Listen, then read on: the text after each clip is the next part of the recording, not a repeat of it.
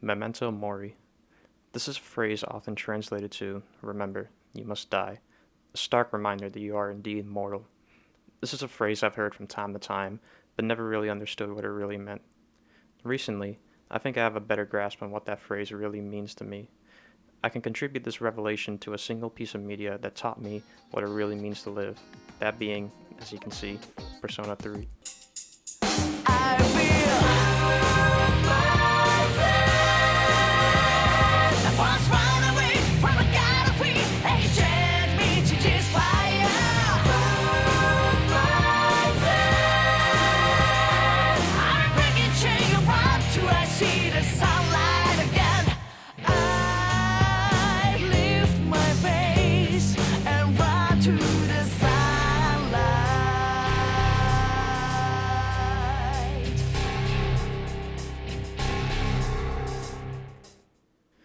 To think that a video game would be able to convey such a topic like mortality in such a thought-provoking way would probably shock most. However, Persona 3 probably takes one of the most unique approaches to what exactly it means to live, and successfully conveys its messages throughout its 70-plus hour long journey. What I want to do with this video is go through exactly how Persona 3 is able to do this, and explain how this game has quickly become one of my favorites of all time. I want to first go through the story of the game to show you what I really mean. Of course, I'm going to be spoiling most, if not all, of the plot, so please, if you haven't already, go play the game before I end up spoiling it for you. In Persona 3, you assume the role as the protagonist, known as Makoto Yuki. He's your stereotypical early 2000s emo teenager who is extremely introverted and doesn't like to socialize a lot.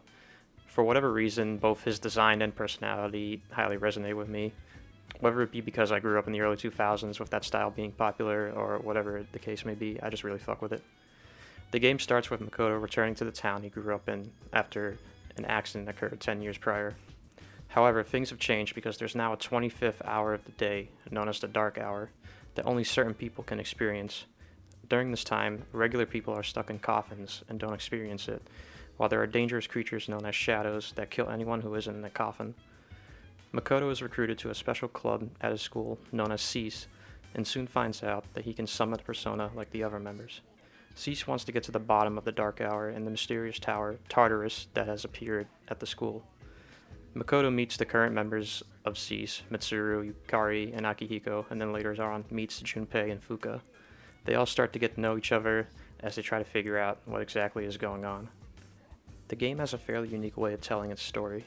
Basically, you're given a year to go through the story and do as much of the game's activities as you can. You go through the game one day at a time, and are given a number of choices onto what you can do with the time given to you. The days themselves have fairly similar structures. Most of the days start with you going to school with various social events occurring, like answering specific questions or meeting up with your teammates. After school is done, is when the game really opens up. Now you could just embrace Makoto's emo personality and just go back to the dorms and do nothing. The game doesn't really punish you for doing that. Or you could do the most with the time you're offered and do a number of activities. You can meet up with one of the game's many so-called social links around town. The social links are like side stories that don't affect the main plot, but offer a great number of benefits. For one, the links are ways that flesh out not only the world, but the many characters that are in it. This was the first time in the series where social links were available, and there are many great ones on offer here. There are a couple of really fantastic links, like the old couple, the monk, and the dying boy that really tie in nicely with the message of the game. Each social link has 10 ranks to them that rank up when selecting dialogue options that appeal to whatever personality that particular character has. When you rank them up, they also give you bonuses to the fusion mechanic, which we'll touch on later. Maxing out the links offer a few special scenes as well as special fusions. There are also links with all of the female party members, which let you romance them, Yukari being the best girl. But for some reason, you have to romance every single girl social link that's dateable in the game when you hit rank 10, unlike in later games that don't let you romance them or give you the option to do that. There's also no links with the male party members for some reason. However, after watching the links they get in portable, I'm kinda okay with that. When I played, I was able to complete most of the links, and I have to say, the links in this game really hold up, with some of them even topping links in the later games. However, there are a couple duds which kind of fall flat, but I don't really think they're the worst in the series. Overall, the social links in this game are some of the best the series has to offer, in my opinion. serve in tandem to fulfill the game's overall message alongside the main plot. Back to the day system. You don't always have to spend your time doing social links in your free time. You also have the social stats, academics, charm, and courage. These stats allow you to progress in certain social links, as well as access certain areas in the game. You can level up these stats through partaking in certain activities across town, like going to karaoke to raise your courage, studying to raise academics, or going to a coffee house for charm. These activities offer a nice change of pace from time to time and fit well with the idea of doing the most with the time you're allotted for. However, I feel like these stats don't really do as much as they do in this game as they do in later games, so I'm not going to dwell on them much longer. When the day switches to night, you can of course be lazy and just go to sleep, or you can take the rest of Cease with you and go explore Tartarus. Now this is where the game really starts. The gameplay revolves around you and your team getting to the top of Tartarus and going through its many floors. Each floor in Tartarus is randomly generated and consists of the game's main enemies, the Shadows. You can attack one of the roaming Shadows to initiate the game's central combat. Like many other JRPGs, this game operates around a turn-based system for its combat. If you hit the original Shadow from behind, Makoto gets to go first. Each turn, you can do a variety of things. There's your basic attack, defend, and use item options, but you could also summon your persona, which has some unique skills. There's a number of elemental skills that you can use to target certain weaknesses that the enemy Shadows have. You could also buff, defend, and heal with your persona. However, Makoto has a few unique abilities that the other party members don't have. Since Makoto holds the Wild card, he has the ability to hold multiple personas, where anyone else can only have one. You can take these personas to the Velvet Room, where a strange man named Igor and the best attendant, Elizabeth, allow you to fuse personas into better ones. This allows the player to mix up strategy on the fly and creates a lot more opportunities in battle. Makoto also has the ability to command other party members in battle. You see, in this game, you can only control Makoto, not any of the other party members. This might come as a shock to some, particularly if you're coming from the later games in the series like I was. Instead, the party members you take with you are controlled by AI, and you can influence what moves they do with the commands command. This adds another layer of difficulty simply through the fact that you have to control AI, which is unpredictable. It also turns into a problem when it comes to the bosses of this game. If the AI doesn't make the right move, you risk dying, which could set you back however much time it's been since your last save. I understand what they were going for, trying to make you feel like the leader and doing callouts for your teammates, but this just completely ruins the flow of combat and adds extra hours of frustration from the dated AI. Another problem with the gameplay comes from Tartarus itself. Going back to what I said earlier, you have to climb almost 260 floors which are randomly generated. This gets extremely old very fast, and it especially gets infuriating when you have boss encounters that rely on the pure luck of your party members actually doing the moves you want to do. Though it sounds like I've been shitting on the gameplay, which I kinda am, I just don't think it's terrible, and when it works, there is fun to be had. I just feel like it definitely has aged poorly, and I completely understand why people get turned off from this game by the gameplay. However, I think the story itself carries the game, so let's get back to that. During their forays into the Dark Hour, Makoto and the rest of Cease realize that larger, more powerful shadows are appearing during a full moon, and they realize that they have to take them down.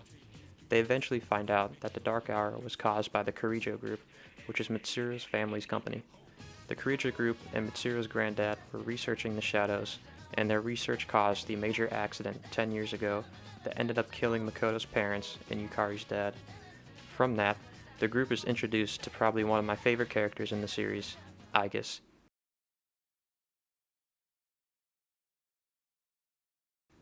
Aigis isn't like any of the other characters we've been introduced to already, with the obvious fact being that she's a robot. Aigis was designed by the Kirijo Group as an anti-shadow weapon and was present during the accident 10 years ago, but we'll touch on that later. When you first meet Aigis, her personality is very coarse and robot-like, but over time, she starts to open up to Makoto as she goes through the trials and tribulations over the course of the story, but I'll get back to her in a bit. As the months go on, the group defeats more and more of the powerful shadows and ascend higher and higher into Tartarus. New members Ken, Shinjiro, and Koromaru, who's just a straight-up dog with a persona, all eventually join up with Cease. They also encounter a rival group of Persona users named Strega, led by a guy named Takaya, who many people, myself included, dub as Revolver Jesus. There are a few confrontations with them over the course of the story, but they don't really seem that threatening. However, there's a bit of conflict brewing with the new members of SEAS. You see, a few years back, Shinji was actually a previous member of SEAS, but left when he lost control of his persona, which ended up killing an innocent woman. That woman was Ken's mom, and Ken is seeking revenge on his mother's killer. Tensions slowly rise until one night in October, when things get really serious. Ken asks Shinji to meet him during the dark hour, where he confronts Shinji and says he's going to kill him. To Ken's surprise, Shinji says that he isn't going to fight back, and that he's finally ready to confront the sins of his past. But before anything could happen, Revolver Jesus shows up to confront the two. By then, the rest of SEAS is already on their way to find Ken and Shinji. However, Takaya is threatening to kill Ken and is ready to shoot. Shinji jumps in front of him right as Takaya decides to shoot.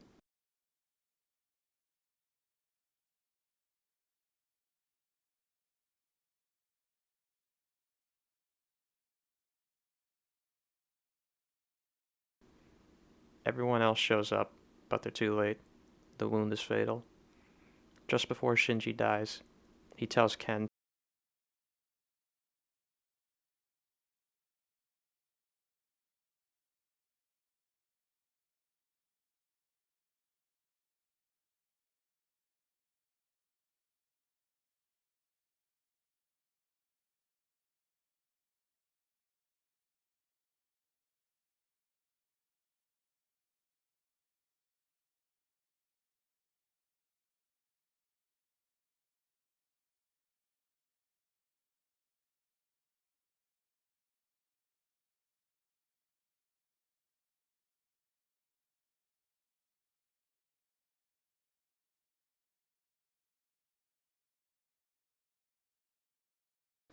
this scene is probably one of my favorites from this game, and it's only topped by a couple others, and the next scene following this one. The school holds a memorial service to Shinji, and after, Akihiko starts to grieve over the loss of his best friend. In his speech to his friend, he spills out all the grief he's experiencing and how much he wishes he could change things. Once he gets everything out, he starts to come to terms with everything that's happened, and a new resolution to move on grows within him in the form of his persona evolving. This scene to me was probably one of the most powerful and emotional in that I think many of us can relate to the grief Akihiko is going through. What really makes the scene stick with me is how Akihiko is able to take that grief and turn it into a resolve that keeps him going in life, so that the memory of his friend isn't lost. The rest of the main cast each have their own chances to resolve the pain they go through. Yukari and Mitsuru later on both come to terms with the loss of both their fathers. Fuka is able to resolve the conflict with her friend, and Ken is even able to come to terms with Shinji and his mom's death and decides to take Shinji's advice. Now I do think these scenes are nice, but I only think one other one comes close to Akihiko's scene. That would be Junpei's. You see, since the summer, Junpei started to develop feelings for one of the members of Strega, Chidori. Their relationship develops over the next few months as Chidori starts to open up to him more and more. It comes to a peak in November when Chidori goes missing, but they find her in the dark hour. However, Cease is ambushed by the rest of Strega, and that's when Revolver Jesus decides to shoot Junpei. In order to save his life, Chidori uses all of her power through her persona to bring back Junpei, which ends up costing her her own life. The loss of Chidori causes Junpei to have a new resolution in his heart, which causes his persona to evolve. From this point on, Junpei starts to become more and more mature like the rest of the cast, and learns what really is important to him in life. Now I adore this scene, and caused my opinion of Junpei at the time to completely change, and now he's one of my favorite characters, just like Akihiko. However, I still think Akihiko's scene is more powerful to me, but I can still relate to Junpei's scene as well. I want to skip ahead to where things start to get even more serious. By this point, Cease has defeated all the boss shadows that appeared during the full moons. They think the Dark Hour should disappear, but it doesn't. They had been betrayed by Itkutsuki, before his death, informs them about the Fall, which is an event prophesized to purge the world of humanity's darkness. After that, things seem to calm down as everyone is introduced and befriends a new transfer student named Ryoji. Ryoji seems pretty nice, and there are a lot of funny scenes with him as the gang gets to know him. However, Aigis doesn't like him for whatever reason. The next few weeks, Makoto especially becomes more and more familiar to Ryoji as the group starts to think things are getting somewhat better. However, during the next full moon, things start to heat up as Aigis thinks she has figured out Ryoji's true identity. They confront each other on the bridge during the dark hour, where Ryoji explains that he is the appriser and that he is here to bring forward the being known as Nyx, aka Death Incarnate. She is supposed to come into the world and enact the Fall. It is revealed that during the accident 10 years ago, Aigis fought Ryoji when he was Death Incarnate. She was not able to defeat him, so with her last bit of strength, she sealed him in the closest being nearby, that being Makoto. However, Ryoji's current form is due to all the human experiences he had while being within Makoto. Every so often, a strange boy named Pharos would appear, only to Makoto during the dark hour. He would offer Makoto some advice as to how to defeat the shadows that appeared during the full moons. However, after they defeat the 12th one, he disappeared. It turns out that was Ryoji, or more accurately, Death, all along. He offers the group an ultimatum: kill him and forget everything that happened during the dark hour, and live the rest of the days in ignorance as to what's going to happen. Or face death head on. He gives the group till New Year's Eve to make their decision. The group mulls over the decision, not knowing what to do. Eventually, everyone decides that they're willing to face death head on, and they're not afraid to die. Once it gets to New Year's Eve, Ryoji comes back to hear everyone's decision. You, the player, can do either option, but the true option is not killing Ryoji. Ryoji takes Makoto back to his room to hear his decision, and when he hears that he won't kill him, he shows him his true form, that being Thanatos from the beginning of the game. I just want to quickly comment on Thanatos' design and just say it's fucking cool, and it's one of my favorites. Ryoji tells you that Nyx is coming at the end of January, and that Cease will have to get to the top of Tartarus to meet her there. Now the group is committed to facing death. They all promise each other to meet up after everything is over, even if they don't remember. The next month is completely filled with unfaltering dread. From the changing of the daily life music, to heavier piano influence, to more and more NPCs succumbing to apathy syndrome, the game really makes you feel the dread the characters are going through. There are even points where they start to doubt themselves, but they press on. And speaking of dread, let's talk about the music. The music in this game is so fucking good. Alright, that's it. Seriously, the music in this game is fantastic. From the opening track, Burn My Dread, to even the daily songs like When the Moon's Reaching Stars.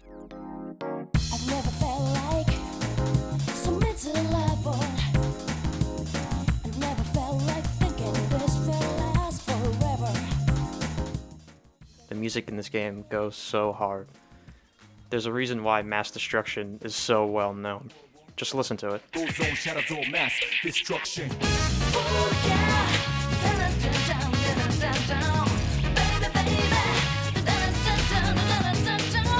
The instrumental songs go hard as well, especially the boss fight songs. When a game's music is something that I can listen to even outside of the game, I definitely think it succeeds. Even the spin-off songs are so fucking good. Before I get to the final fight, I wanted to circle back to Aigis. Over the course of the game, Aigis tries to grapple with all that happens. She starts off as a stereotypical robot character of the group, with her wanting to understand humans, but she quickly grows into her own. She goes through the death of Shinji with everyone else and realizes that she has developed feelings of her own. Her feelings swell up until it finally bursts the day before New Year's Eve. She comes out regretting what she did to Makoto 10 years ago and pleads with him to kill Ryoji. It gets so bad that she even starts to question her own existence. The group is able to convince her that life is worth living even though they don't know when it will end. She comes to terms with this and vows that she'll find her purpose in life. This gets expanded upon in their social link, where she comes to the realization that her purpose is to be with Makoto and to protect everyone, even if it's not possible at all times. I honestly didn't really like Aigis at the beginning, but after seeing her arc play out over the course of the story, I honestly can relate to her in a lot of ways. I really came around to her by the end, and I really think that she might be my favorite character from this game, and probably even the whole series. There's more I want to say about her, but we'll speak about that in a little bit. After clearing all the floors and bosses of Tartarus, the group ascends the tower only to meet the last two members of Strega. Cease is able to defeat them, and they finally reach the top of the tower. They find that the avatar of Nyx has appeared, which is Ryoji finally fused with Nyx. It tries to convince them that death is inevitable and that they should not resist. Everyone refuses to falter, and the final battle commences, with the amazing track Battle for Everyone's Souls playing the whole time. This fight is pretty straightforward, but it is pretty drawn out, with it changing through the 12 arcana, refreshing its health every time. It's really just a test to see if you've mastered everything you've learned throughout the game, but of course the AI can be the wild card in this. Cease is able to finally beat it, but that was merely just the avatar of Nyx. The actual Nyx reveals herself as being the size of the moon, and with hope dwindling, Igor steps in to help. Igor informs Makoto that the many social links he's made throughout the story had given him the strength to face actual death head-on, through the form of the Universe Arcana. Finally, the Velvet Room's elevator reaches its destination. The power to stop Nyx, the answer to life, is now in the hands of Makoto. He stands ready, willing to meet his fate. He's brought to where Nyx truly resides. As Burn My Dread, Last Battle starts playing, Nyx attempts to use her power of death on him, but it doesn't work. Makoto is able to hold out through his sheer will to live and through the bonds he's made. Suddenly, Nyx's power has no effect, and with a simple movement of his arm, it's all over. Ash old robot, spit it out, some game's over. The rest of Cease finds themselves floating out in the vastness of space as Ryoji's voice calls to them. He informs them that Makoto has sealed Nyx away, and that he's found the true answer to life's greatest question. They return to find Makoto is back as the Dark Hour disappears. It skips ahead to March, and with the Dark Hour gone, they all forgot what happened. However, something seems off about Aigis. The game lets you go around and meet with all the social links that you've maxed out and get some really nice scenes, especially with the dying boy, which almost brought me to tears. On March 5th, Aigis informs Makoto that she remembers everything and remembers the promise they all made to each other.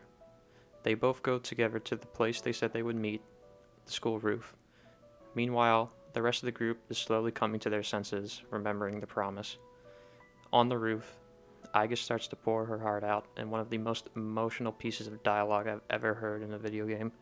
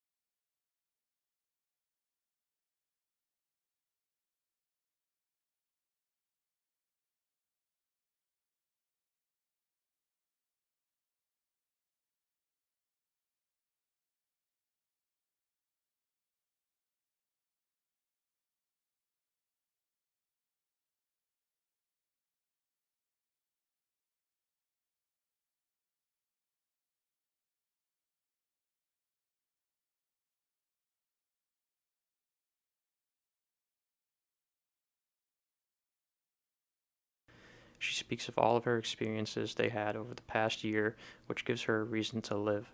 Her entire character arc comes to a close through her willingness to live and her wanting to protect and be with Makoto.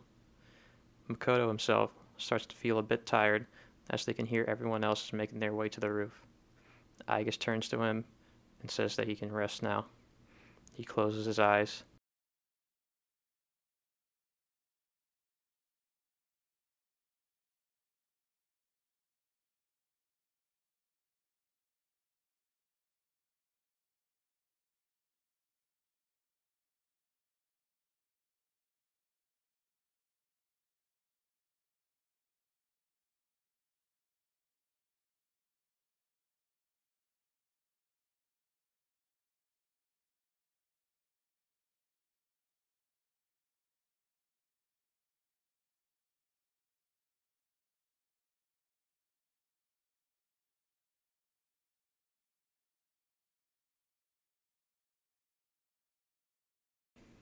Now, I'm probably not going to be the first one to say this, but this ending legitimately brought me to tears. Having spent so much time with these characters, and finally seeing Makoto open up more and more to them, made that ending payoff extremely worth it. Knowing that Makoto went from someone who struggled socially to making these bonds with his friends, facing death head on, and finding the meaning to life. Knowing the bittersweet fact of how Makoto sacrificed his own life to seal away Nyx and still had the willpower to fulfill the promise he made to his friends, made the whole journey worth it. I can't sing enough praise to how much I love this ending. I never would have thought a game would touch me as personally as this one did. I genuinely love this game's message of living life to the fullest, not knowing when it's going to be over, and I think it strikes a chord with a lot of people. It may sound corny, but I honestly think this game helped me through a rough patch in my life, and I'm glad this game was able to teach me to appreciate life just a bit more than how I was at the time of me first playing. And with that, I honestly think this game is one of my favorites of all time. Thank you all for watching my little rant about how much I love Persona 3 and what exactly it means to me. I hope you were able to at least see where I'm coming from when I said that this game is actually one of the best games I've ever played. I know the combat and a few other things, like the graphics, may be a bit dated, but it doesn't take away too much from me for the overall quality of the game. So yeah, go play this game if you somehow made it this far and haven't played the game. I initially wanted this video to come out on the 5th of March, but obviously I missed that by a little bit. I've just been busy with life, and I wanted to take my time on this one because it sort of means a lot to me. But I do have a few projects coming up that hopefully won't take as long as this one, so go ahead and look forward to that. So I think that's just about everything I wanted to say. Thanks again for watching. Maybe subscribe if you like it, and have a good one.